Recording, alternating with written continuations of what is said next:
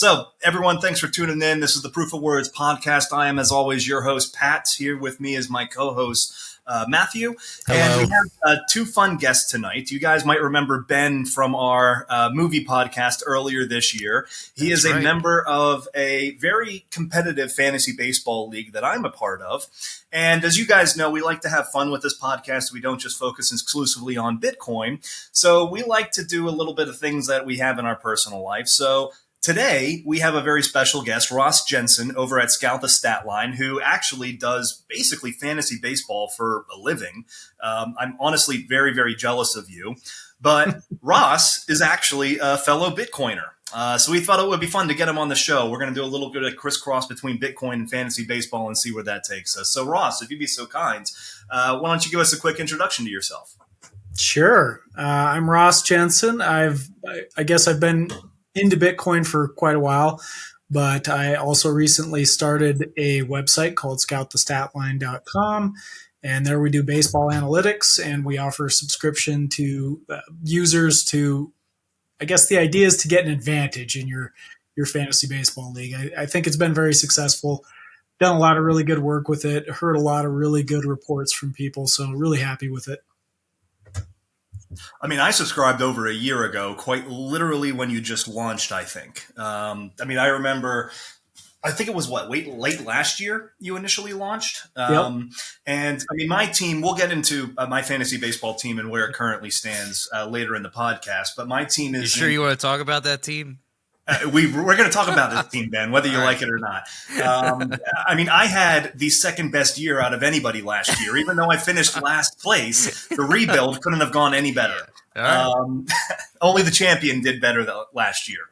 No, so I've actually been using Ross's tools, really looking at some of the underlying data for some of the scouting prospects out there that are usually missed, I think, in a lot of the mainstream prospect lists. So we'll dive into that a little bit later. But I mean, Ross, I'd really love to understand. I mean, when did you get into Bitcoin? How did you get into Bitcoin? Okay, so I have a long story that I can share with this, and I'm going to try to keep it pretty brief. But I was fortunate that I first read about Bitcoin, I think, in about 2010. So it was a long time ago by now. I mean, quite literally after it launched. Right. Yeah. I mean, it was in its infancy. I mean, Bitcoin only went live January 3rd, 2010. Yeah. So the way that I came across it is I was in grad school at the time, and I was. Wait, no, I'm sorry, that's not right. January 3rd, 2009. I was off by a year. Yeah. Anyway, I was doing grad school research, and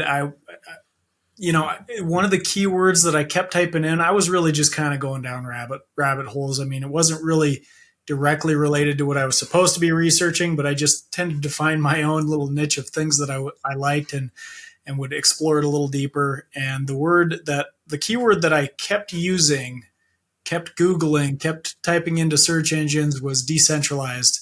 And this thing kept popping up. And I thought it was really interesting, and eventually I read up on it, and I was really intrigued by the idea, and I was like, this would just be cool to buy a little just to see what happens. But of course, this was really early on. There wasn't really infrastructure in place. Back then, the only way you really got it was by mining. I mean, there was no exchanges at this time. I mean, you were either on local Bitcoins, because that was, I think, back then, or you might have even been using the faucet, right? Because the faucet was still running that early. I wish I could say that I had that foresight, but no, I was kind of like, oh, mining, this sounds technical and hard. And as over the years, I've learned more, and it's like, oh, it wouldn't have been that bad, and I definitely should have done it. But I kind of pushed it out of mind because there just wasn't an easy way to acquire it at the time. I feel like the argument against mining it back in the day was always like, oh, it's going to cost you more to mine it than it was worth at the time. Yeah. But in hindsight, I mean, yes and no. I should have been mining it. Right. I mean, yes and no. I mean, back then you could actually mine Bitcoin on CPU. People were actually just using their laptops to mine Bitcoin. So if you were actually one of the guys that had a GPU processor, you actually had a graphics card, I mean, you had a significant competitive advantage mining Bitcoin. So if you had a computer or a laptop, I mean, okay, long term it probably worked out. In that moment, it didn't. But if you had graphics cards, if you had a GPU processor, I mean, you were making a boatload of money at the time.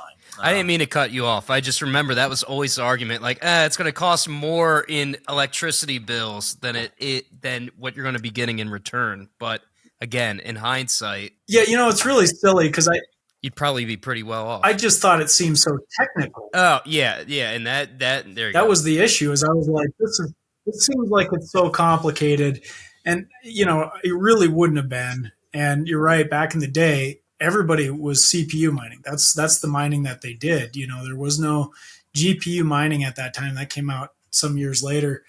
Well, I pushed it out of mind. I'd read about it and I was like, interesting. I wish I would have tossed $50 at it or whatever, but no exchanges. And so I just didn't think about it.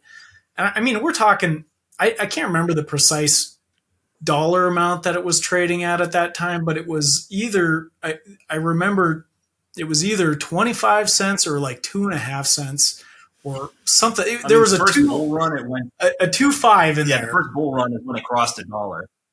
Yeah, and I mean, you think about that now, where we're at right now and how life changing that would be. Of course, didn't do anything and probably would have bricked my PC and lost it all anyway. So it doesn't really matter. Moving forward in 2013, I was a working professional, and I just remember seeing a news story float across one of the news sites that I was reading, and it says Bitcoin hits $80. This was in 2013. And I remember just like that paralyzing feeling of like, oh my God, I missed out. I missed on the investment of a lifetime. Like this is literally what was going through my head because I was just thinking about how much money I could have made with such a small investment. So I decided at that moment, I was like, if you had put $50 down, like you had thought about doing, you would have, let's just say it was trading at 25 cents. I mean, you would have been able to acquire what's 4 times 50, 200 Bitcoin. 200. So 200 times 80. I mean, you're talking $4,000 at that time, or no? Yeah, $4,000. I mean, that ain't bad on a $50 investment, right? No, it's great. Well, anyway, so I committed at that moment in time. I was like, I'm gonna buy some. I'm gonna figure out how to do this. And by then, they did have exchanges. They were all super shady, but you were able to actually do it. And I remember I went to my bank, and I actually worked at a bank at this time. And I was like, I'm going to wire some money to this exchange because that's how you did it back then. You wire money to the exchange. And they were, I didn't realize this until later because my money was just gone and it never got deposited. And it was like a shady Russian Czech website or something like that. And I was like, they took my money. Like, I lost it all, And we were still not talking about a lot of money that I was trying to put into it. But I realized later that they were just so busy because Bitcoin was just starting another hype cycle at that time. It was just getting to where the value was rising a lot. I think like after I saw that news story, it blew up within a month to like $300. And that's when I bought my first Bitcoin, was at $300. So by the time I got there, my plan was to buy like 10 Bitcoin with $1,000 or something like that. And by the time I got there, I was like, I was able to get 3, so, but that was great. That was my first experience. And I really learned a lot. I did what I think a lot of people that first get into this do. I got into like shitcoinery and all that good stuff. That was a disaster. I lost a ton of money on exchanges, just going belly up. Like trial by fire for me. And I learned a lot about Bitcoin over the years, saw a lot of different hype cycles. I've learned my lessons. Self-custody is definitely a thing for me. And trying to, I was going to ask, how do you custody? I mean, if you were invested, you had your money with a couple exchanges. I mean, what's one of the exchanges you were with that blew up? Were you with FTX or were you with one of the Mountain Gox or something like that years ago? Yeah, this is going back before all of that. Even it's going back before that. So Coinbase did come out around that time though. So they were new onto the street. So my first Bitcoin I bought on an exchange called BTC-E.com. Have you heard of that? It's a very reputable site. I've heard of it, and no, I've never heard of it. I'm sure it's not. So let me tell you about this. Let me tell you about this site, because this site was seized by the feds, and they so they saw it as like a part of a money laundering operation when Mt. Gox went belly up. So money was tied to the Silk Road. Oh, Mt. Gox. Money was filtered from Mt. Gox when they were hacked, and it flowed through BTC-E.com as an off ramp. So because of that, and Bitcoin was sold on that exchange that was stolen funds. And according to the feds, if it's stolen money, it's not your money, even if you legally bought it. So it doesn't really matter. And so that was the exchange I bought my first Bitcoin on. And I tell you, it was exciting times. And they had a few other cryptocurrencies. They had a few other cryptocurrencies on that site, and I got into trading them and buying them, and I didn't really know what I was doing. And I lost a little bit of money on that when the Fed seized it, but I had moved my funds mostly by then. There was another exchange called campbx.com that I used to buy a few Bitcoin. So I had a few there. And then around 2017, they were going bankrupt and they were holding my funds, and I was doing everything I could to try to get it off because I wasn't self-custodying like a fool.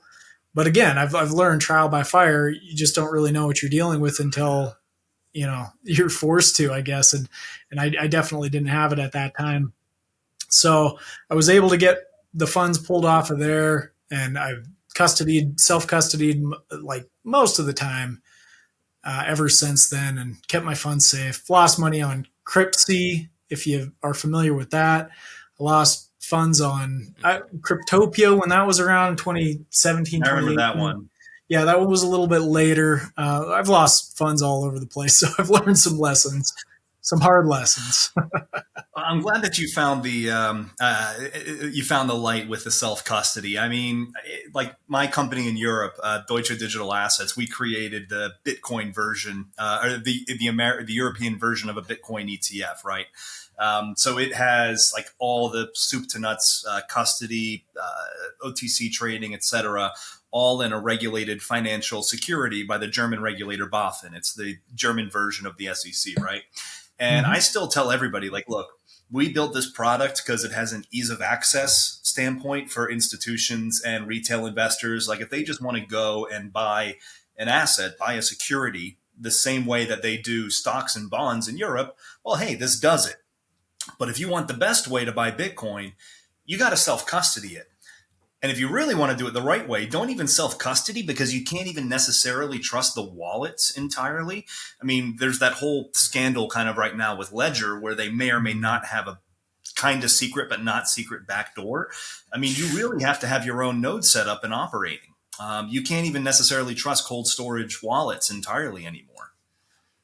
Yeah, it's crazy. It's still being pioneered, right, to some extent. And I think that scares a lot of people off. But the upside, the flip side to that is so tremendous. I mean, we're talking about I've come to the conclusion that it's the greatest investment that you could ever make. And it's not just an investment, obviously, but it is the greatest form of investing your money that exists, because you don't have to sell it. You can spend it, and that's what makes it so much different than anything else, any other type of asset out there. I mean, that's what a lot of my friends ask me. I mean, Ben, I think from our fantasy baseball. Yeah, chat. I wanted to get into this actually. So you said you can spend it, and that is true. But I guess my question, and the question of a lot of guys, a lot of our friends and a lot of guys in the league, is like, when will it get to that point where it is a mainstream thing? Because like, I like the pitch of it too, and I want to believe in it. But a lot of people, it's like, that's a very shady investment. That's a shady thing. And the other part to that is that you say you can spend it, but like I can't go to a bar and use a Bitcoin to buy a beer just yet. But that promise is there. I did that in 2016 in Berlin. Yeah, in fucking Berlin, Pat. I can't go down to the street. So we don't all live in fancy German towns. Yeah, like, come on, dude. I'm talking. I can't go down to Jake's bar and buy a quarter beer for 1/80,000th of a Bitcoin. See, but that's not necessarily true. You actually can. But my other point is that I could be wrong. I'm assuming here. Most Bitcoiners don't want to use Bitcoin to buy these certain things because they want to hold on to it because of the increase in potential value later on down the road. So that's my that's my 100%, question. 100%. Pat, if you don't mind, I'll take the first shot. You can correct me where I'm wrong, but my thoughts are this. I mean, financialization. Work the body a little bit. I'll go for the knockout. Yeah, sounds good. Go ahead. The financialization is happening, right? It takes time, but there are ways right now you can spend it with very little effort. I mean, they have credit card companies are attached to this already. You can have it on a card, go use it, and it will sell whatever small amount is needed to cover that part of your bill or whatever you're paying for. Really easy to use it in just kind of a normal credit card, debit card sort of fashion at this point in time. And then there's new products such as Strike. Strike is a Bitcoin product that uses Lightning. It's super fast. It's super easy. It's kind of like Venmo, but with a Bitcoin slant to it, which I think is great. I think that's the way you reach mass adoption. I think one of the issues that Bitcoin has is its perception of being so technical. So that the more that you can knock down those beliefs and feelings about it being this technical thing, designing something that has a nice UI and is easy to use like Strike, I think is a good start. I think you pretty much said everything that I would say. I mean, there are credit card companies. You can get a Coinbase credit card, Coinbase debit card, where Coinbase will link either to your bank as well as to the amount of Bitcoin, Ether, or other crypto that you have in your custody accounts with Coinbase. Binance already does this internationally, although they're running into regulatory issues. So Binance itself is rolling this back in some jurisdictions like Germany, I think. And then you also have Strike. I mean, yeah, Jack Mallers and his company. I mean, it's friggin' phenomenal what they're building in and around the Lightning Network. River, Alexander Leishman and his company, they're the real up-and-comer player in the Bitcoin Lightning ecosystem in particular that are really trying to focus on proper UI, UX. I mean, real experiences that users can seamlessly interact with the Bitcoin blockchain on. Because, I mean, you said two things very accurately there, Ben. Number one, Bitcoiners don't want to sell it or they don't really want to use it yet. I think that's true for now. No, excuse me. And while everybody to a certain extent has their price, I mean, whenever anybody asks me, when do I expect to sell Bitcoin? My answer is always, I'm never planning on selling my Bitcoin. I'm planning on having Bitcoin to hedge against the dollar. I believe that Bitcoin, from a purchasing power parity perspective, will increase 10, 100, 1,000x fold relative to the dollar in what its ability to purchase will be. And I'm going to wait until that moment in time to then be able to use my Bitcoin to buy goods and services. And I think we're at a bit of an inflection point where over the next, I would say, 3 to 5 years, you're going to start to see Bitcoin. It's going to get to the 6 digits and push 7 digits towards the end of this decade, I believe. I think that's where you're going to start to see Bitcoiners more comfortable using Bitcoin. And even more importantly, you're going to start to see real goods and services and real platforms like Strike, like River, that make it seamless and easy for people to use their crypto. Hopefully Bitcoin, but I mean, I'm not going to shun Ethereum and other layer ones out there. But I mean, I think once that infrastructure gets there, I mean, that's where I think we're going to see real mass adoption occur. I think that answers some of my questions. One other thing I was just going to add is a different use for Bitcoin that's not in the holding it and spending it sort of fashion, but to talk about Strike a little bit more. that app, one of its functions is to be able to send money between different types of currencies. So if you're, in Mexico and you've got pesos and you want to exchange it for dollars rather than going through an intermediary where you're paying them a fee in order to do it, you can exchange it on this app for free, and it's using Bitcoin on the back end. It's all the liquidity is done through it. It's done instantaneously. It's exchanged through Bitcoin and then exchanged back into the currency that you want. And it's instant. It's amazing. And I think that's one way that we could see the financial system really grow up in general. We could see dollars on the Bitcoin system, So, and think about the potential power that unlocks if you have a new reserve currency and it's Bitcoin and the world is moving on that.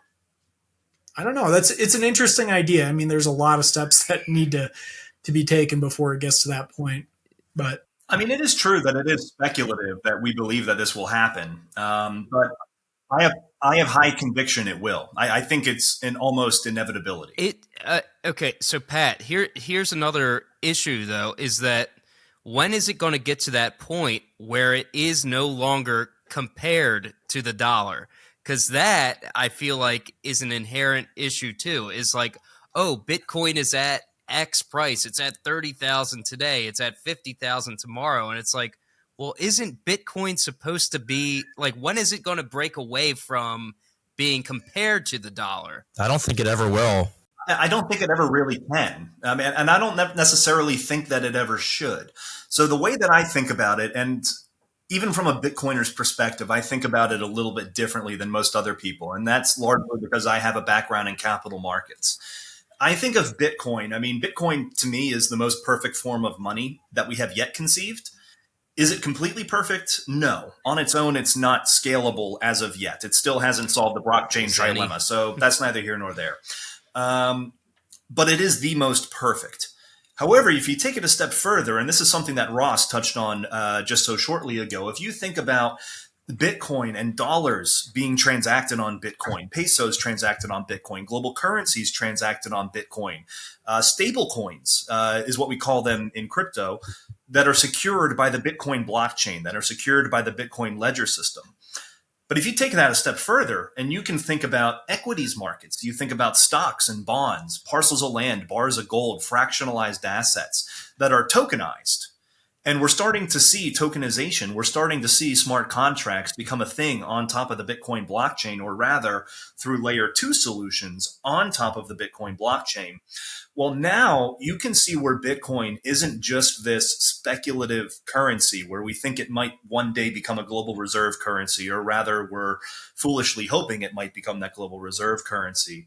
But rather, Bitcoin becomes the de facto trustless ledger system upon which global commerce can be built. And this is where I think Bitcoin no longer, I don't think Bitcoin has to have a price point in dollars anymore. It always will. But I think Bitcoin, it ends up becoming this ledger. And upon that ledger, everything is transacted in dollars. Everything is transacted in euro. Everything is transacted in Japanese yen. And I think users, depending on which jurisdiction you're from, will always need that clarification. I always think that they will need to have it denominated in their local currency. But Bitcoin becomes the back-end ledger system rather than, for instance, the US dollar largely transacts on the SWIFT system or on the Visa network or on the MasterCard network, et cetera, et cetera. So I think Bitcoin more becomes the replacement for that, or rather, Visa and MasterCard, who are already building this infrastructure, they've already been working in blockchain for years, they're going to inevitably be building their new infrastructure in and around the Bitcoin ledger system. Which is maybe a bit more of an abstract thought, I know, but that's maybe where I see it going, where Bitcoin becomes the back-end processing settlement layer, but everything is still denominated in dollar if you so choose. All right, another question then, Pat. If that's the case, it sounds like, do governments need to get involved then? And isn't that counterintuitive to what Bitcoin is supposed to be then? So Bitcoin can and always will exist outside of government parameters. I mean, that's one of the beautiful things. And that's one of the perks of it. For some people. For some people who look at it as an intermediary-less, censorship-resistant money, which is some of its value adds, it absolutely will it continue to exist outside of the government ecosystem. However, when you start to think about mass adoption and you start to think about grandma that needs to make sure that her $100 gift to Matt for Christmas this year. Thank you. That's there. Or like you want to make sure that people aren't financing terrorism and all these other things. I mean, okay, fine. My grandma. Exactly. Then my grandma funds terrorism. For those individuals, you need an element of regulation because nobody wants to see these people taken advantage of or something happen in any way. But that's where you can't regulate Bitcoin. Bitcoin itself is unregulatable, if there is such a thing. But you can regulate the service providers around Bitcoin, around the different types of transactions, like a Coinbase, like a JP Morgan as a bank. And I think that's where we have to strike a reasonable balance of what is sensible legislation, sensible regulation around the service providers. Not Bitcoin itself. Bitcoin can't be regulated. It's just impossible. Bitcoin will always exist as it is outside of government's control. No, that makes sense. But you can regulate the service providers, and some of the services they provide probably should be regulated. I mean, there's a reason FTX went under. It's because there was a complete lack of zero governance at FTX, right? Yeah. And without governance, without proper protocols and procedure, because there's no regulatory authority to adhere to, well, shit like that is more likely to happen. I mean, it's not completely unstoppable. I mean, how many hundreds of billions in bank fraud has occurred over the last couple of years, and banking is highly regulated? And okay, Sam and his team walked off with $8 billion. Kudos to them. I mean, that's a lot of fucking money. But when we compare to how much bankers have siphoned off over the last couple of decades, I mean, it's pennies. Yeah. That always blew my mind too, and nobody gave a shit about that, and still continue not to give a shit about that or plead willful ignorance just because it's the norm. It blows my mind of the bankers sort of getting away with all of that, what I call theft. Yeah, just stealing people's monies. Yeah, it's crazy. Yeah, and at the end of the day, that's not a problem of crypto. That's not a problem of Bitcoin. It's a problem of overly centralized systems and lack of governance in that centralized system. Sam got away with it not because it was in crypto. Bad people are they're going to do whatever they can to try to get advantage, and whether that's with Bitcoin or whether it's with the traditional, it doesn't really matter. It's any system in any sort of walk of life in general. It's not just financial at all. Exactly. And no matter what regulators try to do to stop these things, it's impossible. Regulators can't stop collusion. Regulators only find out mostly about fraud after the fact. And the reality is that criminals are and will forever be infinitely smarter than regulators. Regulators are dumb and slow. There's no changing that, unfortunately. That seems to be the way it is. But anyways, we've now spent a very good amount of time talking Bitcoin. I mean, Ross, I think I'm going to get you back on and we're just going to do like an hour or two fully on Bitcoin. But I did say we're going to have to cover a little bit of fantasy baseball here. I was going to say, speaking of dumb and slow, let's talk about Pat's fantasy baseball team. Oh, fuck off. I got Ellie De La Cruz on my team, so I got some speed and I'm going to get 40 bags out of him next year. Wow. So, Ross, if you'd be so kind, tell us about Scout the Statline. I mean, what kind of inspired you to start this? How has your first year kind of as an entrepreneur been going with it? And what's the secret ingredient in your analytics that can help put people over the top? Okay, so this is great, by the way, because I get to talk about all my favorite topics. My friends here, they know that there's a couple things that I never shut up about. One of them is Bitcoin, and one of them is Scout the Statline, which is my baby.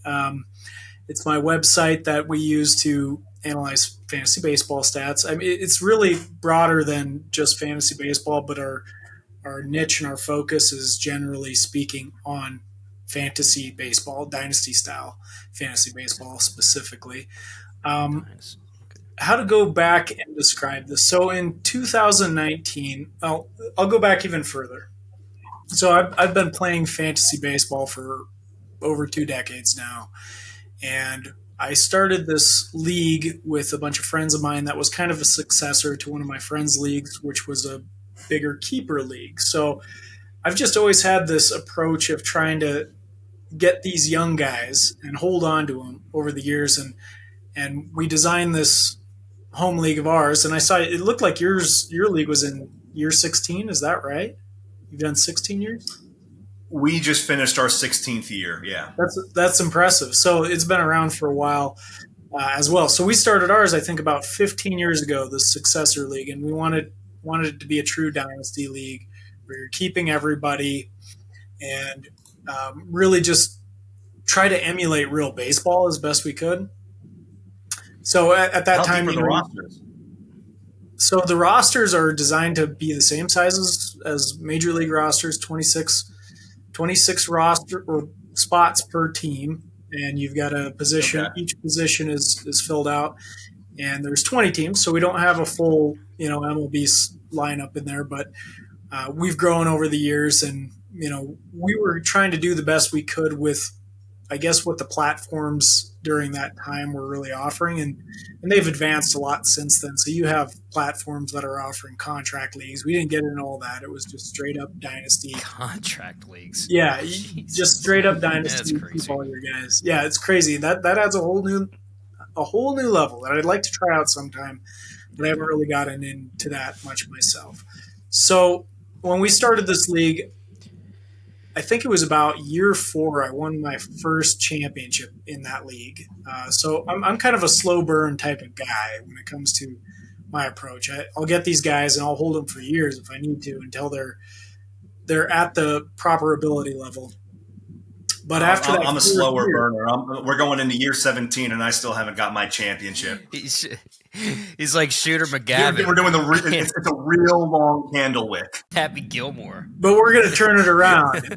We're going to turn it around now. We've already turned it around. I got the Mandalorian, so I'm all set to go. Yeah, there you go. So year 4, I won my first title. That team went on to win 5 straight championships. So they were like a real league terror, I ended up giving up that team in the midst of those championship runs, so I didn't get to enjoy all 5 to a new owner because we were trying to expand the league. We wanted to grow it, and we knew it would be difficult to have somebody start a brand new team with the way that our league was, with all the best players already owned. So I took on that role myself. In the midst of all this, so who are some of the core in that team, if you don't mind me asking? I mean, I got to imagine you probably had Pujols, Miggy. So the core of that team was Mike Trout, Paul Goldschmidt, Jose Altuve, Clayton Kershaw, and I had a bunch of other guys that were good, but they weren't. How did you have all these guys on this team? But it was the same approach that I use right now, and these are kind of the foundational elements of Scout the Statline. I mean, Ben, that doesn't sound too different than what Jamie Mike did. Mike Trout was a rookie, going back to 2010. So, I traded it. I'm trying to think. Austin Jackson for Mike Trout. That was my big deal. Pat, we had a massive trade for Mike Trout in our league too. What was it? Do you remember what the trade was? So it was after Trout's rookie season. So Trout goes up and he hits 220 in his first at bats, and he's still rookie eligible going into the following year. So he was traded by Perry to Jamie for was it Danny Hansen, the Atlanta pitcher? Danny Herron. No, it wasn't Herron. It was Hansen. Tommy Hansen. Tommy Hansen. Oh yeah. Oh God, I don't even remember. He was a hell of a prospect though. Tommy Hansen had a really bright future. I think he got double Tommy John and got knocked out of the league for forever. Jesus. So that's the thing. Hansen actually had an amazing first year. I think it was his first year up. He was just lights out. Trout looked like shit. I mean, not really. He just looked like a rookie that was struggling. So they did this deal together in the offseason, and then Jamie goes on to have a team that, I shit you not, this is the same story as you, Raj. He had a team consisting of Trout, Harper, Kershaw, Sale, and Verlander for like 10 fucking years. Yeah. It was incredible. Like 4 times. Yep. Yeah. So that was kind of the same story. The same process. So this is just something I've always been inclined to be like that to begin with, and it worked. And so in 2019, I was kind of like, maybe I can share some of my approach with other people. Maybe I can help some other people out. At the same time, I'm taking on this brand new team, right? And I'm trying to rebuild them. So I was really focused on getting a good crop of prospects. Well, when I was there, I met this gentleman named Jordan Rosenblum, just a really bright guy, and he was into building out projections. And he hadn't really like full scale done this yet, but he had built this calculator, which I found to be really interesting. So we were both writers for the Dynasty Guru when we met. And this calculator, you could plug in minor league statistics, and it would give you an expected major league output. Like, this is how they would perform as a major leaguer. So we just started talking about that. Like, well, like, you know, because I was interested in this already, and I was just like, well, how did you come about doing this? You know, what are some of the factors that you used? And most of it was just age for level factoring. And he kind of walked me through it, and we talked about ways we could do it a little bit better. So my idea was, I come from a very big data sort of background, data analytics. That's just kind of the roles that I've been professionally. So I was like, why don't we just apply this to everybody? Why don't we scale everybody up to their peak so we can look at them and they're all at the same level, and then we can just let people find the players that they want rather than finding a player, plugging in their stats, and then getting the results. So we did that, and that was kind of the beginning of Scout the Statline. So we didn't really have we didn't have anywhere to put it. So we just started writing articles about it. So we would run the results, and we're doing this like in Excel spreadsheets, you know, these massive Excel spreadsheets that are like 100 megabytes big, you know, just huge spreadsheets that we're running. And then we would write about the results. And so we did that for years. And then in 2021, we finally launched the website, scoutthestatline.com. And we were just kind of, you know, we put up leaderboards just to have, so people could just look at these stats rather than us writing about it. So I'm actually going to share my screen really quick because, I mean, I'm a member on Scout the Statline. I'm going to pull up one of the leaderboards just so everybody can see what we're talking about here. So these are the peak projections that you guys have for the current crop of prospects today. So, I mean, Junior Caminero, Jackson Holiday at the top, no surprise there. Don't know who this Samuel Basallo is, but now I'm actually going to maybe pay attention to him. Yeah. I see my Wyatt Langford there, so that's very exciting. But this is the leaderboards that you're effectively building. Yep. Yeah, so we just started displaying these results, and then we would update them regularly. You know, fast forward a couple of years, we've made a lot of different advancements, and we just really we wanted to turn this into a real professional sort of operation. So just starting this year, really, we opened up a subscription base to it, just so we could see if we could build this into a legit business and really kind of do all the things that we want to do. You know, we love what we do, but we're all capped by the amount of time and availability we have. And funding. So either there's 2 ways that we can get around that, right? Like the time aspect is pay somebody else to do it, or free up our time, because we all work jobs like normal gentlemen too. So right now we're working on trying to get there so we can do all the things that we want to. But as you can see, we've advanced it a lot, and I'm really trying to give people bang for their buck on this thing. So we have like dozens of leaderboards, and we've made partnerships with a bunch of other people doing similar kind of work. We've opened up some leaderboards that are meant for card hobbyists, so people that are collectors.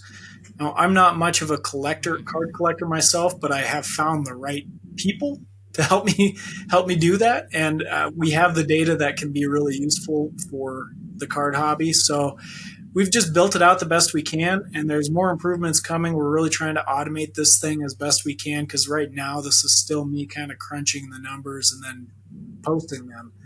But we do it every day. Every day we have a fresh update during the season. Obviously, it's off season now, so we have no new data results. And these guys move up and down this list, and you can really kind of pinpoint which guys you should start targeting. So some of the things we're trying to do is have a rank that is adjustable, so depending on your league play style. So if you play a traditional 5x5, you have one rank. If you play a custom sort of league, you can plug in some other kind of ranking. So you can really hone in on getting this, I don't know, the way that you want. And what I think is really powerful about what we're offering with this is we bubble up all kinds of names of guys that you've never heard of. I mean, you talked about Samuel Basayo, and like, he's unknown, right? So that's one of the things that we do. He's number 2 on here. You won't find him in most traditional lists, maybe even the top 100, but some places he's not even top 100. I've honestly never seen him. Like, I read everybody's reports religiously. I mean, I follow Baseball America, Keith Law, although Law has gone off the handle as far as I'm concerned over the last 5 years. Like, his analysis is just complete garbage. It's gotten worse and worse ever since he went to ESPN, or he's at the Athletic now, I guess. I don't know. I mean, Eric Cross and all the others, right? So I read this shit religiously, and I've never seen Sam Basallo. Now, this is the fun thing, though, because last year, I have been keeping Kyle Manzardo of the Rays. Now he's at the Guardians for about a year and a half now. And I remember when I took him with our rookie waiver system, we have like a specific minor league waiver system that our league rolls through.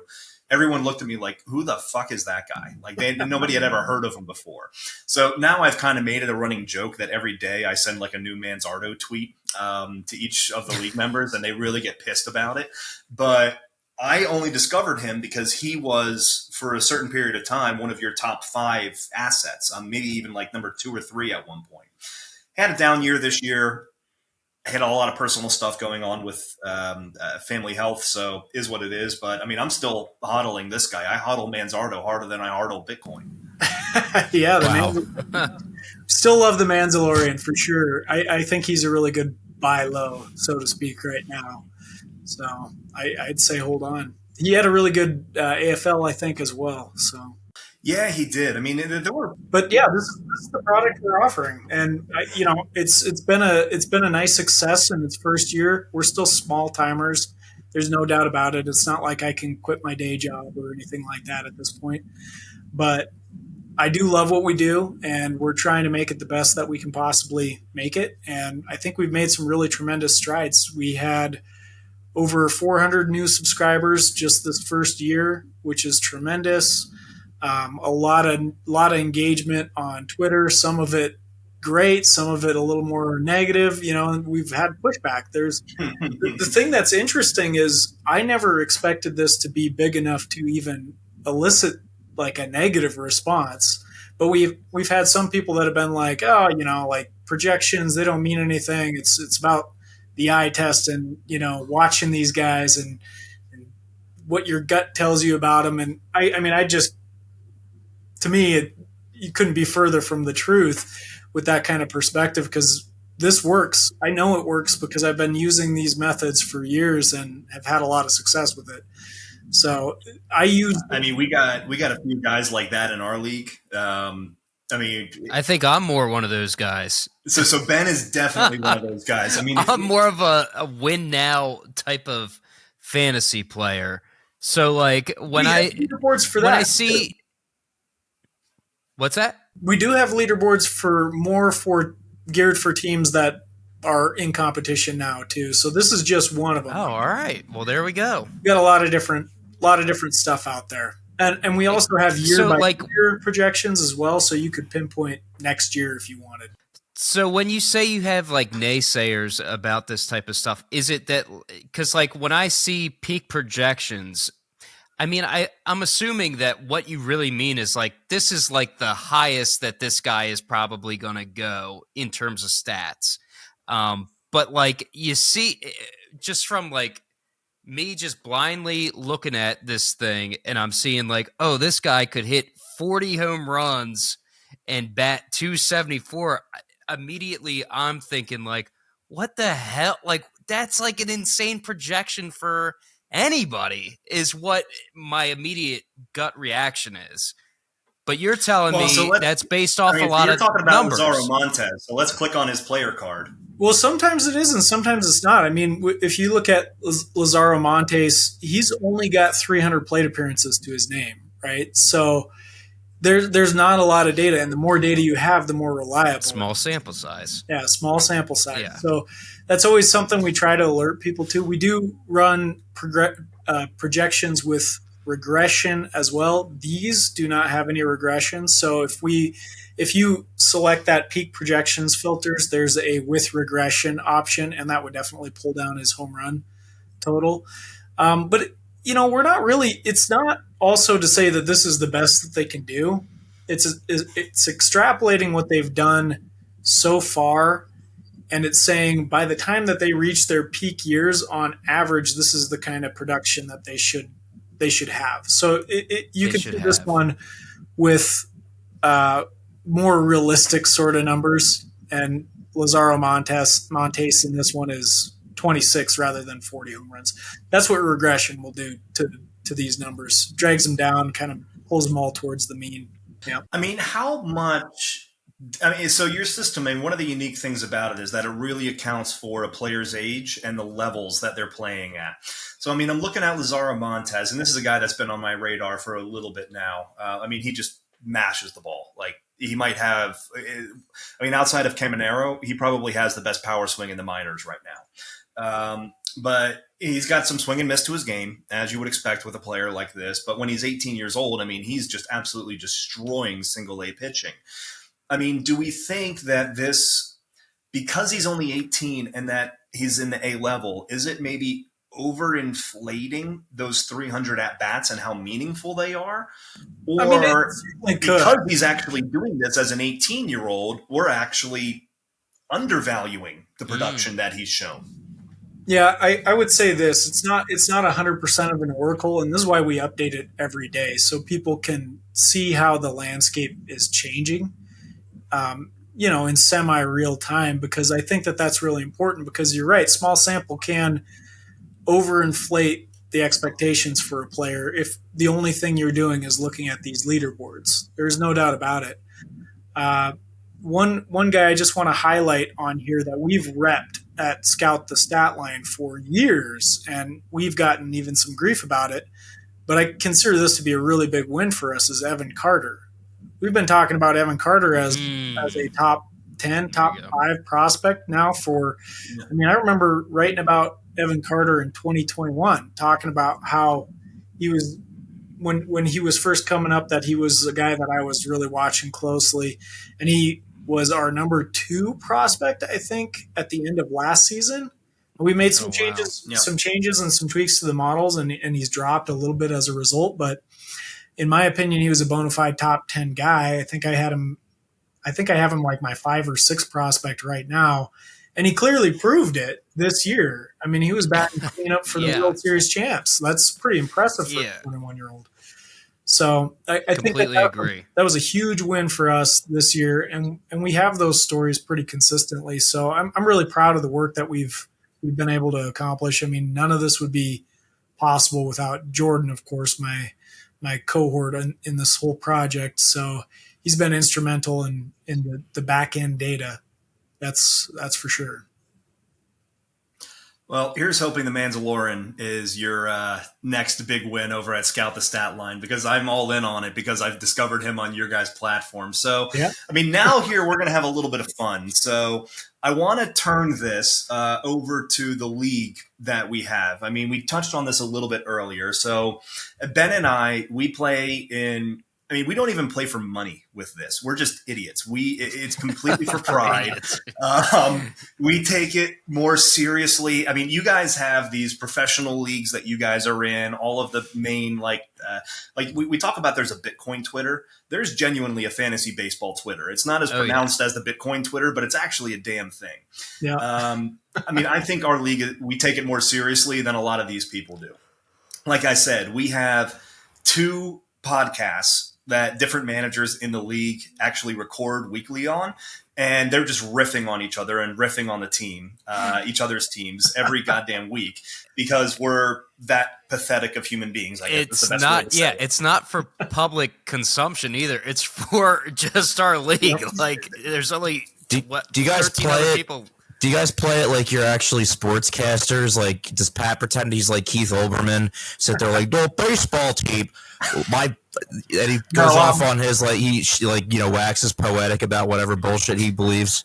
No, so I go on it like as a guest, maybe twice a season. It's different managers that actually host the podcast. It's not me. This is a completely standalone.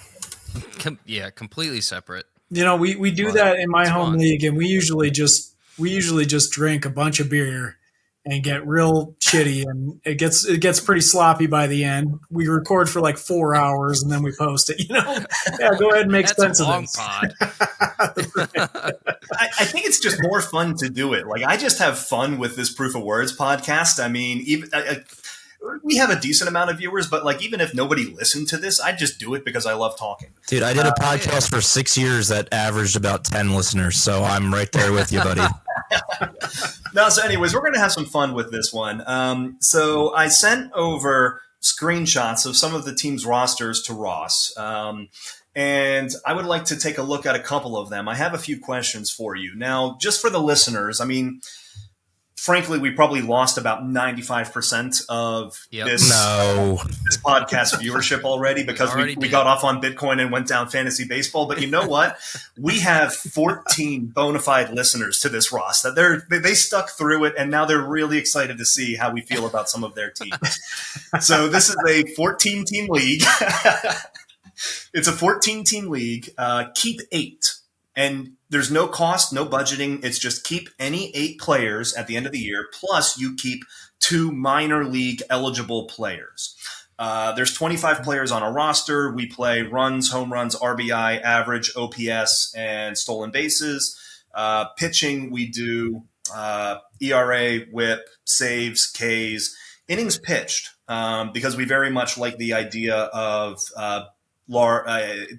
innings eaters going out there, and we cap amount of the starts we're allowed to have per week. We only have 9 starts allowed per week, and Fantrax enables us to automate that. Mm-hmm. And then we have quality starts because, frankly, we just fucking hate the randomity with wins from a fantasy perspective. So we do QS over wins. Now, we've had a couple of players that really are the dynasties of the league. One would be Moneyball, and the other Baseball Sucks. Baseball Sucks is the guy we talked about earlier. I know, Ben, but hey, we got to plug Jamie here. He has been the best player for the last 10 years of the league's existed. For sure. I mean, he had Trout, Harper, and now this asshole. Those guys are getting older, and he's got Julio Rodriguez and fucking Ohtani. So fuck us, right? So we also have a couple of guys that are middling managers. I mean, Ben, I would probably throw you in that next tier. We certainly would have Evan in that next tier and a handful of others. And then we get to me. Now, I've been in the league for 15 years. I was actually an expansion team a long time ago. And I mean, I know nothing about baseball. I never played baseball. I hate baseball. I don't even really like going to baseball games all that much outside of drinking beer. You love wiffle ball. But I'm a finance guy. And about 4 or 5 years into the league, I figured out that fantasy baseball is really just analytics and projections. So I started putting my own models together and started taking regressions based off of data that I fully exported from Fangraphs at the time. And I started building out a model. And there was a period up until 2 years ago where I actually made the playoffs 5 out of 6 years. I never got to the championship, so I don't have my flag planted, but I was a perennial player. Then everything went to hell.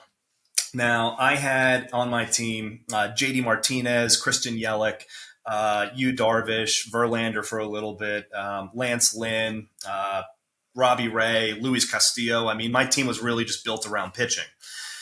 So I sold it all off, and I finished in last place pretty much 2 years in a row now. And I've put together this team of young prospects, and I've done it kind of intentionally. And I would love to hear your thoughts on what my 8 keeper set plus 2 rookies should look like going into next year. So I'm pulling that up on the screen here in a second.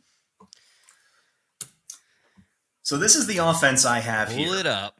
Yep. Hopefully we can see it on the screen. Do you guys see it yet or no? No. Okay, I think I got to change the screen share. I would be pissed off as a league member about this, by the way. Pat is getting free professional analysis. Oh, don't worry. We're doing Ben next. Yeah, Okay. I was going to get pissed, but I'm also going to get the analysis too. So Yeah, because Ben doesn't know who his keepers are. It's all fair game in fantasy baseball. exactly. All right, so we got these guys here. Now, the way that I designed this teardown is last year I traded off all of the assets. I traded off Yelich, I traded off JD, basically anybody that I had that was aging, because frankly, my window was shutting. And I think I actually got that right outside of Yelich actually having a great year this year. And typically the way that I've tried to build teams, and I think this is the right approach, you should always have a core of, let's say, 3 to 5 this year players, no matter what age they are, because you want them performing. And you probably want to breed in maybe 2 or 3 like young up-and-comers, so you can constantly have this turnover. You're always staying at the top. You're always competitive, etc. I decided to blow it all the fuck up, and I went to the complete extreme of getting rid of absolutely everything and just drafting as many minor league players, as many young emerging talents as were possibly available out there. So you can see, like, my entire roster is just a who's who of everybody under 25 years old. And I'm still trying to piece together who I believe my keepers should be. So now that you see that, and then Okay. I mean, there's not even really pitchers here maybe worth keeping, if we're being completely honest. The ones that I was hoping to keep, Lodolo and McKenzie, well, basically neither of them really threw this year. And I was lucky to add Gavin Williams late in the season. But those are basically the players. We get to keep 8 with 2 rookie slots, 2 minor league slots. So what do you see here? I mean, so what in general do you think of the strategy? Maybe is a good way to start with this. Well, I mean, that's the strategy I take too. I'd rather take my lumps and go all in on a team that I think can win within a few years, or maybe not even a few years. It might take a while. As an example, in my home league, the one where I gave up my championship winner, I started a rebuild in that expansion team. I won the championship this year, but I think it's been 7 years. So it took me 7 years to get back there. But I'm the league champion again. I did it my way. These are all my guys, and everybody's terrified again. So it's tremendous. So you're going the route that I would go. So I fully endorse it. I'm all for it. Now, not everybody is successful with that. I think in my league, a lot of people have seen that approach from me, and so it gets emulated. A lot of people try to do that, and it's hard. You got to be really patient. It takes time. You have to have some amount of conviction, right, in your guys, because they're going to take their lumps early on too. But I look at your team, I see a lot of young talent, and I think I would definitely be looking to keep some of the younger guys. To clarify something, can you keep more than those 2 minor leaguers? So you can keep them as regular keepers. You can keep them as some of your 8 if you would like. So, I mean, maybe let me tell you where my head is at right now. I mean, so let's just start at the top. I mean, Rutschman, no brainer. I'm keeping Adley.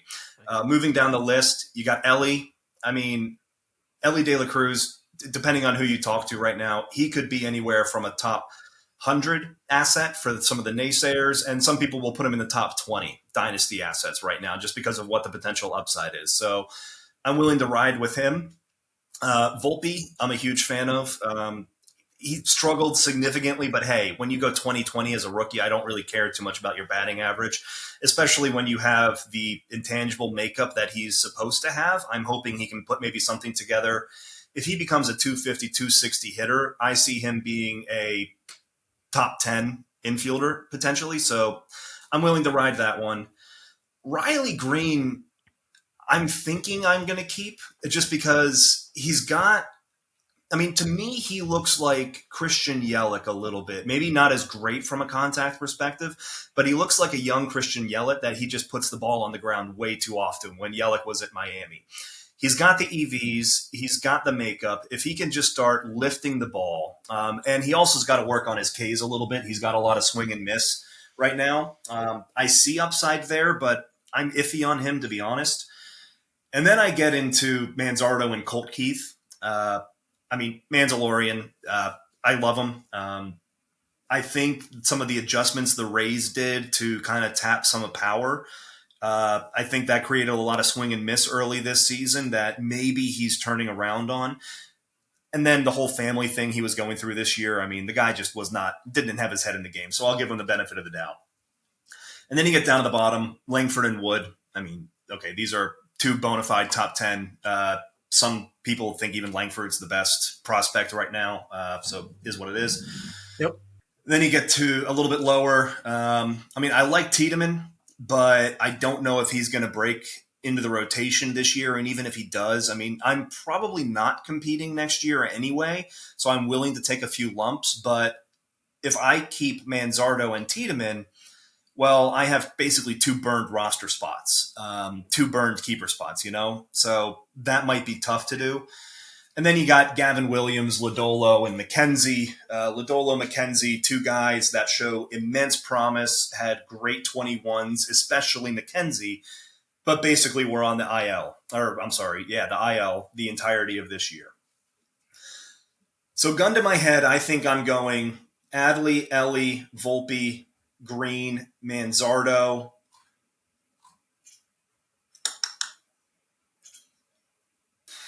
Yeah, Adley, Ellie, Volpe, Riley, Manzardo, probably Colt Keith, and then Tiedemann and McKenzie, I'm thinking. And then you have Langford and Wood on the bench or on the rookie slots. I like it. I feel like you should get Gavin Williams in there, though. So the debate is between Colt Keith, Tiedemann, and Gavin. It's kind of take two of three there. And realistically, you could probably put Manzardo there if you really wanted to. A lot of people are higher on Colt Keith than they are Manzardo right now. Mm-hmm. I don't know if I'm there yet. And frankly, I planted my flag in Manzardo, so I'm just going to ride or die with it. All right, understood. I was going to say, as much as it pains me, I'd probably bump Manzardo below. Though I think I do think he's going to rebound. It's just hard for me to put much behind something that is an uncertainty. When I feel more certain, I'm going to go that direction. I think I would probably keep Tiedemann over. Let's see. Scroll back up real quick. Let me take another gander at this.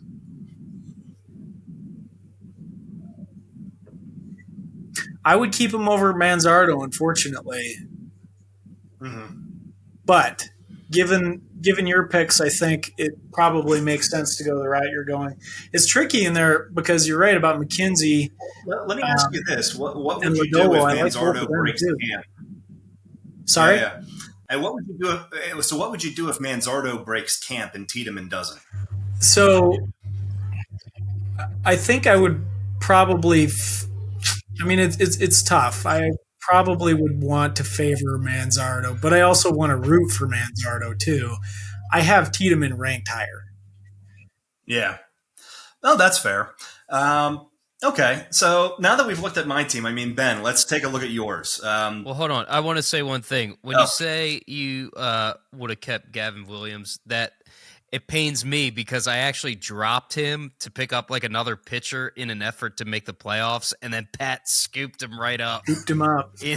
Which was smart. I think I was thinking of picking him back up later on too, but no, that was good because I do like him, but he had just been like hit or miss towards the end of the season there. Isn't Pat a bastard? Yeah, he is. In that waiver. Love it. Well, I mean, I don't feel too bad because Ben traded me Riley Green, so he can go fuck himself. Right, he could be good. Riley Green could be good. I think I like Green, but for sure. Yeah, I mean, Do you want to talk about who you traded Riley?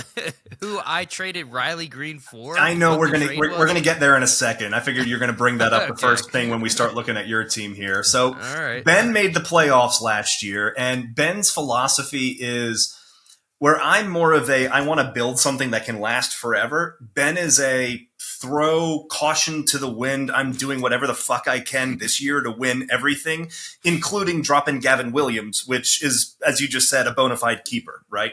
Yeah, so it could be. He said could be keeper. Could be keeper. So anyways, let's take a look at Ben's squad here. Ben, I'm going to turn it over to you if you want to go through your thought process. All right. Okay. Perez, he's been on my squad for a while. Not going to keep him. Getting a little old. Santander, maybe. Julian, definitely keeping him. He proved a lot this year. I feel like rookie, just stud. He's one of those Yandy, this is Pat darlings too. We loved him. Oh, was he? Yep. Okay, there you go. All right. I'm gonna have to subscribe to this thing, man. He's on. You're on top of it. This is the biggest mistake that I'm making because I was the only one that's been using STS in the league, and I've not told anybody else about it, Ross. But now it's out of the bag. You're exposing all your secrets, Pat. Diaz is probably Pat's least favorite player because he held up. I blame all of Manzardo's struggles this year on Yandy fucking Diaz coming out of nowhere and blocking first base at the Rays for Manzo. Stud. I probably will keep him. I know he's a little older, but dude, this guy just hits. He just hits. As you can see, my like stat analysis is just it's off the cuff. It's like, look, I see this guy hits. He's hitting 330. That's what I need. Dansby. Yeah, let's not care about BABIP or anything like that. I mean, who cares about BABIP ball profiles? Who cares? Well, have you seen Yandy Pipes, man? He's got the biggest guns in baseball. I don't know. There we go. I don't know how he doesn't hit 40 bombs every year. He wasn't hitting that many home runs up until this year. It seemed like either. I don't understand it, but it helped me out this year. Swanson was great. He was a keeper for me coming into this season. Something about him, like I watch him play sometimes, and I'm like, "What are you doing?" Like, it seemed like he wasn't hitting as well this year. Under 250, 22 homers still. I don't know. I don't know that I'm keeping him. Stott is hot. I'm keeping him. I would say I won't tolerate any disrespect of my man Bryson Stott. If you guys started talking shit, I was about to get very mad. Listen, man, I got the gear on. We're all from Philly, Ross, if you couldn't tell. Yeah. Stott was a beast this year. 31 stolen bases, 15 homers, 2.8. He's the only guy on the team worthy of wearing that revered number 5 that we all know Pat Burrell made so famous. There you go. No one can wear that number besides Stott. He's awesome. He's awesome. Love him.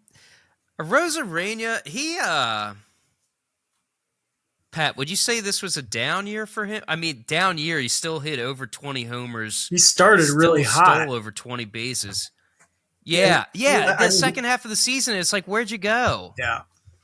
I mean, that's the thing with Randy, and that's why. So, Ross, I traded Randy to Ben for Riley Green. It was Riley Green and a second round picked in the upcoming draft for Randy. He was a keeper on my team for a few years. No, there was more to the trade, Pat. go into it. Oh, yeah. Well, you gave me Cody Bellinger as a JD Martinez. Was JD there? Yeah, and who else? This is a fault on myself. You gave me Bellinger. Bellinger, yeah, as well, and you dropped it. Tough one. He had a good year. I just didn't keep him because he looked garbage. He ends up having a halfway decent year, so it is what it is. I was convinced he was not going to rebound because I've never seen that before. A player that just imploded so terribly, and then I don't know, he came back to his old form. It's crazy. Yeah, but the thing is he was so young. Like, okay, maybe it was all mental, like just getting to a new park, new environment. And I mean, I don't think he'll ever be the MVP caliber Bellinger that we saw when he started his career. But I mean, hey, he turned around reasonably nice. I mean, he hit 20-something dingers, decent average. He even threw in a few bags here and there. I mean, that's maybe not a keeper, but that's a very serviceable. He had a great year. He did. He was good this year. Great year. So speaking of guys that had a great year, Kerry Carpenter. This guy I just found out there somehow, somewhere. This guy is a stud. Is he on your list anywhere? Oh yeah, he was last year. I mean, we're usually a year ahead, so yeah, you got to be on it. But yeah, Kerry Carpenter, he was a big performer in the high minors last season, and I mean he's validated it this year, I guess. For sure, I think I'm keeping him. I don't know what I'm up to in my keeper numbers, but. James Outman. Now, this guy I was really high on in the beginning of the season. Again, another guy that started off super hot and then cooled off. Would you keep him? I mean, I got to see your pictures before I can make the assessment myself. Okay, all right, fair enough. Let's go to pitching. George Springer, he's on the line there. Hey, hold on a second, Pat. Go back up. There's a couple more guys that I want to look at. Spencer Steer. I mean, I got a lot of questions. Very good rookie season. I think, a lot of guys here. Spencer Steer, I feel like I might keep too. But all right, go to the pitching because I think I know the who utility is Steer. He basically has every goddamn position but catcher. I mean, you can basically plug and play him anywhere. That's a huge benefit. Yeah. The Reds got a lot of those type of young rookie guys that are, I think, will pay to keep them, like TJ Friedel, Spencer Steer. Exactly. I got both of them. There you go. Look at that. You just don't have pitching, the one Reds infielder that matters. Oh, stop.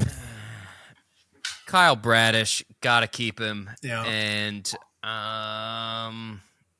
Bobby Miller. Those are my two. Yeah. And I can't keep Reese Olson, apparently, because I picked him up during the playoffs, but I would think about keeping him as well because he was very good for me. I see you got Bieber and DeGrom down there. Are you going to keep DeGrom? Yeah. Keep DeGrom. Just put him in a glass case and don't let anybody touch him. Yeah. This is a very sensitive subject for Ben. Best pitcher in the league when he pitches. There's no doubt about it. He gets hurt all the freaking time. And this year, especially, because it was like, all right, I'm out for the entire season. It's like, oh, cool. I guess he still got a ring, but and Bieber, he was so hit or miss when it came to pitching this year. Like one start he'll have 9 Ks and a QS, and then the next he'll get lit up for 5 runs. It's like, what the hell? He's only what, 28 years old. So I would have thought about keeping him too, but I don't know. He's such a mixed bag. He's a tricky one for me too, because you hear a lot about decreased velocity. People have concerns with his elbow, and that has an impact, even though I'm more of a stats kind of guy, and he still seems effective enough, but you got to think about that kind of stuff too. So I'd be on the fence with him too. What about Alexis Diaz? Would you keep a closer? Now that's the question. Do you keep a closer? And in our league, a lot of times I feel like guys don't unless they're a closer with a capital C. Diaz ended up being that guy this year. I think he outperformed what I was expecting of him. But I don't know. Would you keep him? Well, let's go back up. I'm with you on I'm with you on Bradish and Miller as for sure's, and we got some question marks beyond that. All right, so that's 2. So we got 6 more to go here. Stott, Arozarena, and let's see, Carpenter probably, and I would think pretty hard about Spencer Steer. That gets you up to 8. So, when I gotta go Steer. After I go there, I'm kind of thinking I might want to bump one of those guys off for DeGrom, just because it's DeGrom. Even though he's old, I just know he is so dominant when he pitches. I think I need to look into. He's going to be out like half the year too, isn't he? Yeah, that's what I was just going to say. I need to look into when he's coming back before I make a decision on that. If he's going to be on like half the year, so there's some interesting analysis that Jordan, my co-owner with Scout the Statline, did on Jacob deGrom at the beginning of last year, and it ended up not being great because he got hurt and he missed most of the season.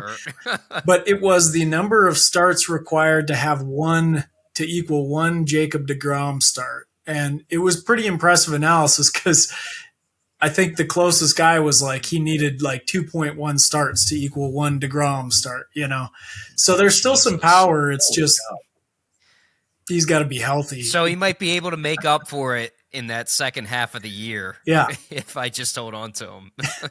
Potentially. Because he's equating to 2 starts. Exactly. And then you got to also think like, well, what can I make up for in the draft, right? Like maybe you can get other guys that are going to make up some of that gap, and then it becomes kind of a no-brainer because it's like, well, I got the best pitcher in the league for half the year, and I got a guy that can make up for it from the draft.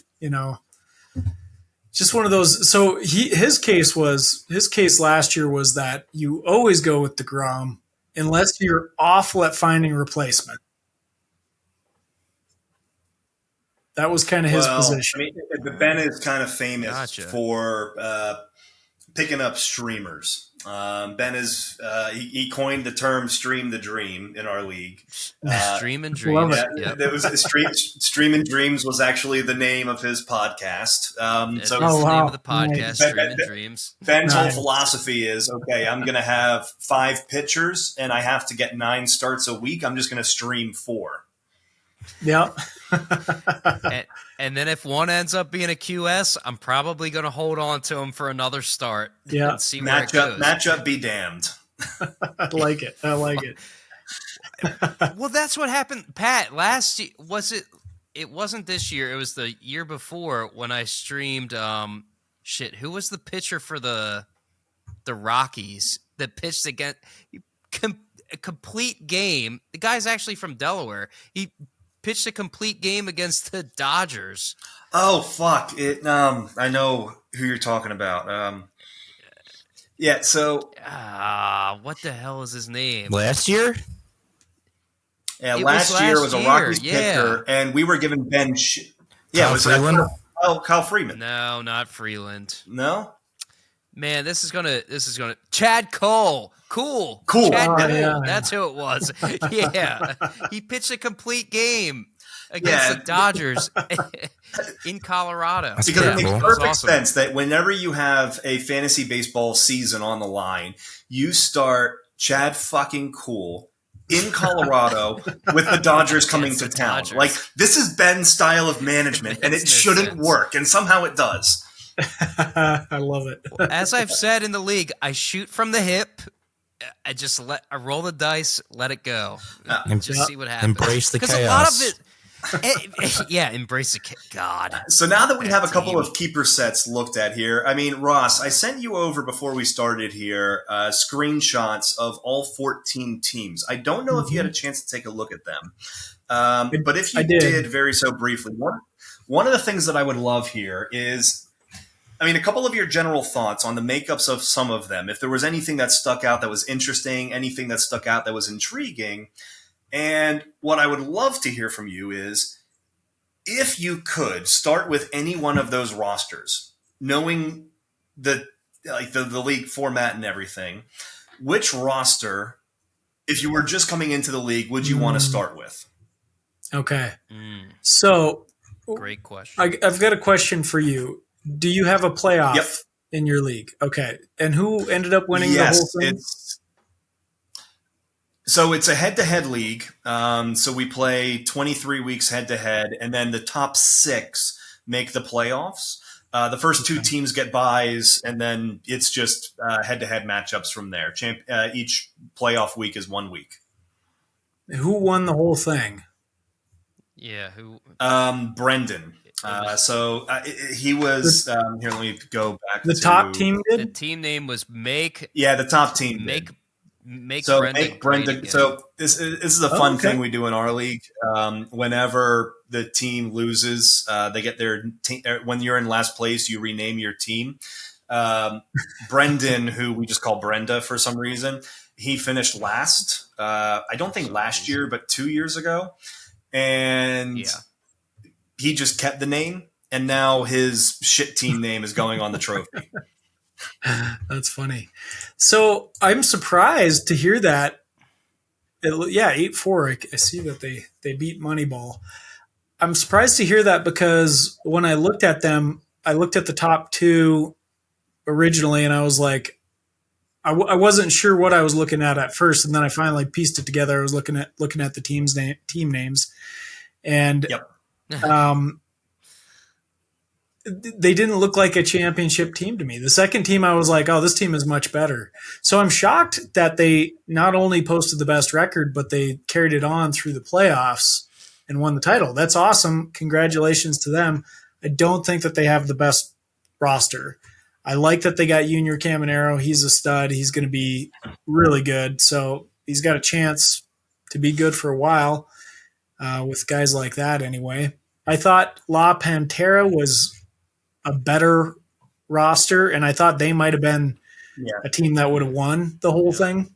They have Bellinger on there. They've got Judge, who's awesome. Abrams had a breakout. Jose Ramirez is pretty steady.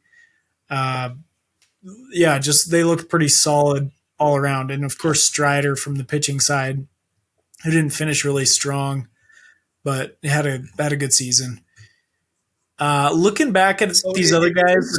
So we have one team member, Howsky, or one league member, Howsky, and he does an analysis every year because he bitches and complains constantly that his team is good. His team is called The Nation, just for reference.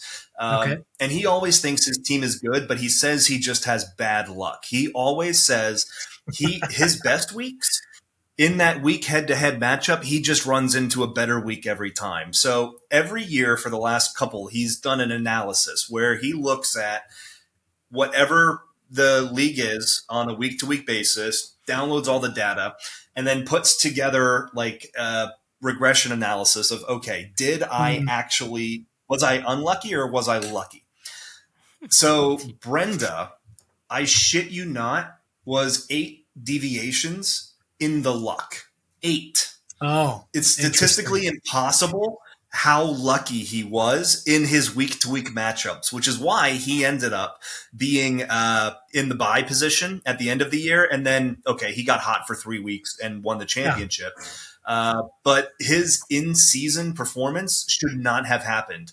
From a Roto, we can actually look at Roto from a Fantrax perspective. Let's go to Roto quick. Everybody Ben, thinks Brendan's team is going to be like bottom 3 next year. Yeah, I know you always say Roto Schmoto, Ben, but we're going to do Roto. I think Brendan was 10th in Roto. That is pretty incredible, and it kind of makes sense to me. There could be another element to this that he just managed the hell out of that team.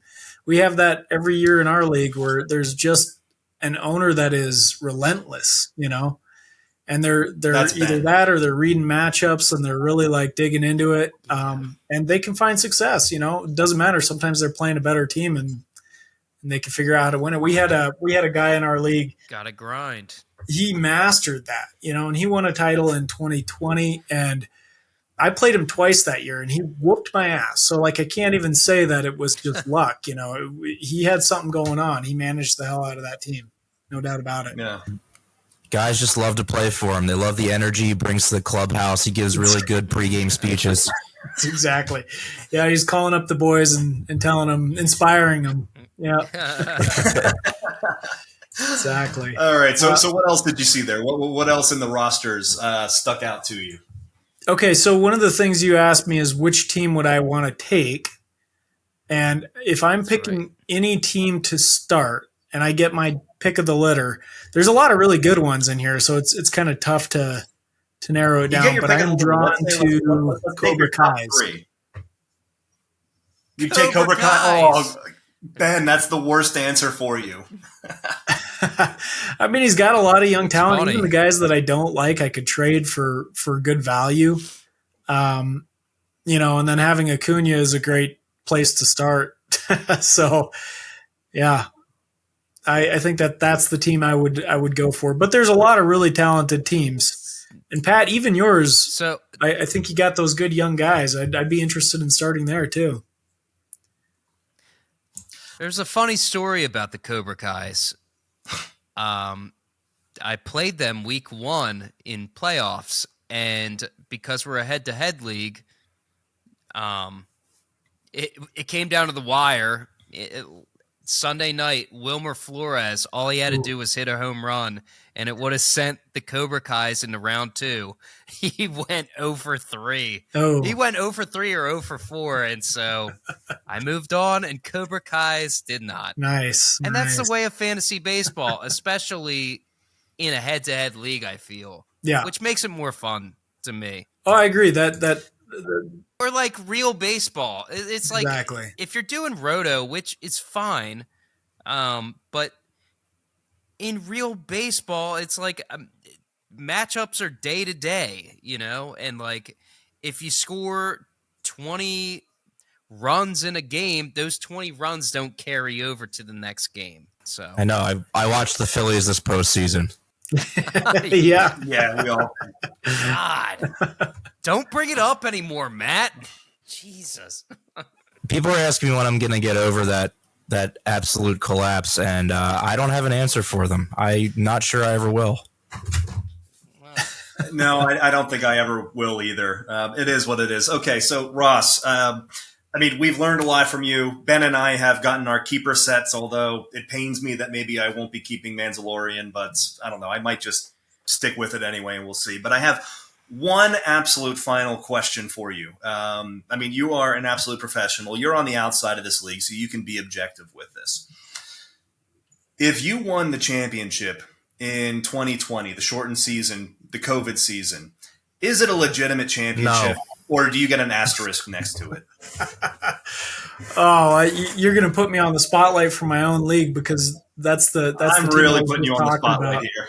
Well, he was the person that won in our league was, really playing the matchups, and that's what everybody said because they didn't think he was a good team, but he pulled it off, and they were all saying it's an asterisk season. It's an asterisk season. You know what? I say whatever it takes. If you are the last team standing, you get the title that you deserve. So I'm not going to be one to say that it doesn't count. Thank you go, Ross, because I am the one that won that year. Congratulations. And Pat loves giving me shit, and it's ridiculous. So it's enough. All right. So we can officially rule, and actually it's kind of funny that you said the guy that won the league managed that way, because that's exactly how Ben manages. Ben doesn't care about his keeper set. Ben doesn't care about the dynasty. He has no mindset for dynasty. It's what have you done for me lately? He'd be better as a fantasy football player, but chuck you to the curb immediately. Exactly. He won the league that year, and you know what? I guess Ben, I guess I can't put that cat asshole on you anymore. There's no more asterisk. We track all of our history in the league. Like we're huge on that. And this other guy, he's a legendary owner. He's got 3 titles in 15 years. That's pretty remarkable. Oh, wow.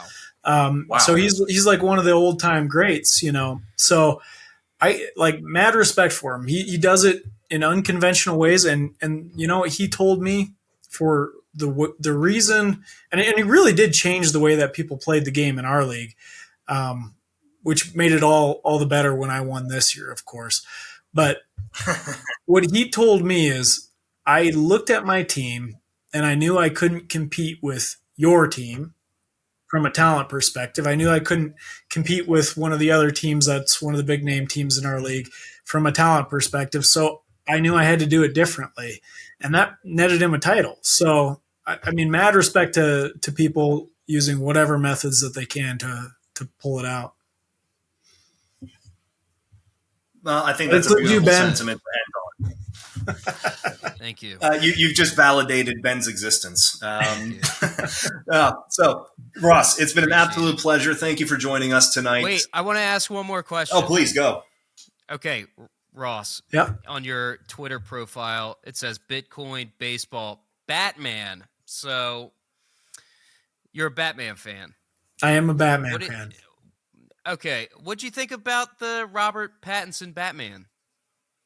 Did you like it? Did you hate it? I didn't hate it, but I didn't love it either. I'm a big fan of the Chris Nolan ones. I thought the Pattinson one was Christopher Nolan classic. You know, the issue that I had was I felt like the way that Pattinson played the character was kind of whiny, and that bothered me. And maybe it wasn't him, maybe it was me, you know, and just what I was expecting from him or something. But that was the issue that I had with it. And then the Batmobile was kind of like, I don't know, an old muscle car. And they drove motorcycles around. It was kind of weird. Regular.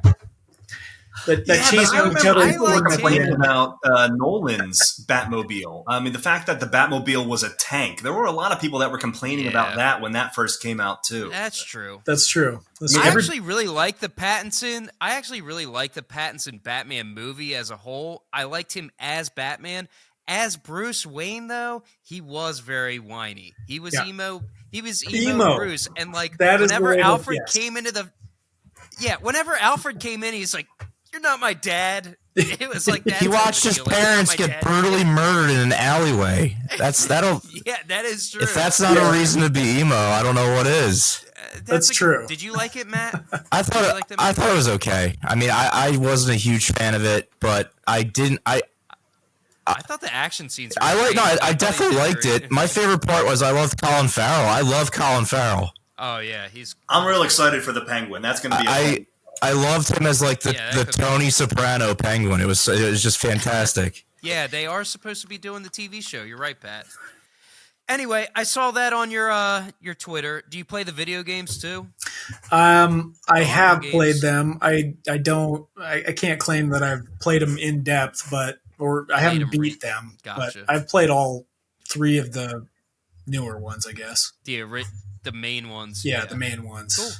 Yeah. Cool. All right. Well, there you go, Pat. That was my last question because I saw it on his Twitter profile. Very good. Ross, again, thank you for joining us. Ben, thanks for coming on and doing a special guest. This was Proof of Words Podcast. Sorry to everybody that we had to focus on fantasy baseball a little bit, but we decided to have some fun with it. Like I said, we got 14 listeners at least for this one, so we're good to go. Thanks, everybody, and have a wonderful evening. All right, guys. See you guys. Ciao. Bye.